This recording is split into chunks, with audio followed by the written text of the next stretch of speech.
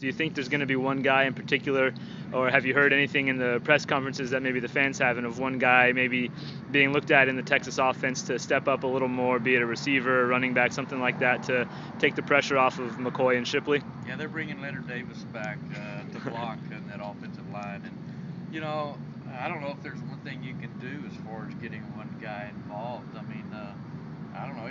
I think the biggest thing, other than that offensive line, and Colt's got to get in a rhythm, but one of those receivers, because you know they're going to try to shut down, Shipley, and he had 4 catches against OU and 7 catches against Nebraska, but they weren't, big significant catches. So it's going to be somebody opposite Jordan Shipley, a Malcolm Williams, a Dan Buckner, or Marquise Goodman.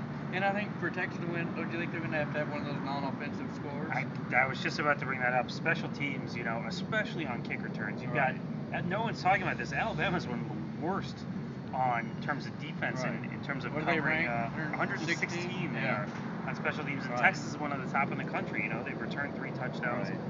Whether it's Marquise Goodwin or DJ Monroe, who we're not sure yet, because both those guys seem to be thinking that they're going to get some playing time. And I do think there's one other guy, Dave, I think that possibly is Christian Scott, the safety, who was ineligible for the whole year. Yeah. And he's been practicing all year, safety, and I think as rugged and physical as Alabama likes to play, Texas wants to counter in kind. So I think Christian Scott could have a very big role in this game. Yeah. Staying on the defensive side, do you think everybody's been talking about how great Alabama's defense is coming into this game? I mean, Texas's defense is, nothing to sneeze at. Do you think they're taking that personally and maybe coming out with a chip on their shoulders with something to prove that they can play with this? A little bit, I think, because Alabama's getting most of the strokes. Like look what they did to Florida, for example.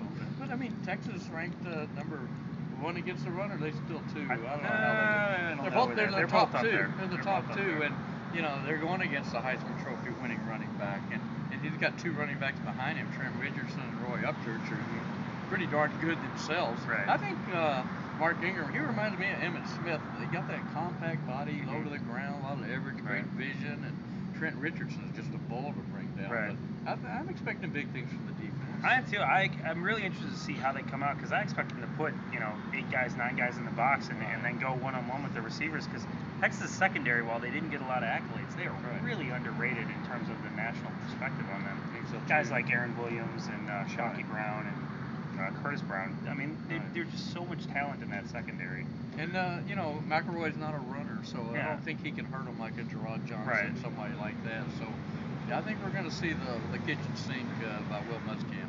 Now, I don't know if you guys are waiting until tomorrow to unveil your predictions for the game, but if you are there any hints or anything like that towards who you think might come out victorious tomorrow night? Well, I think we're kind of in a magical place here with Disneyland so close, and we're close to the Rose Bowl where the magic happened 4 years ago, and it just seemed like things have gone Texas' way this year. They've avoided serious injury other than the tight end position. And they haven't played that softest schedule, or that hardest schedule, excuse me.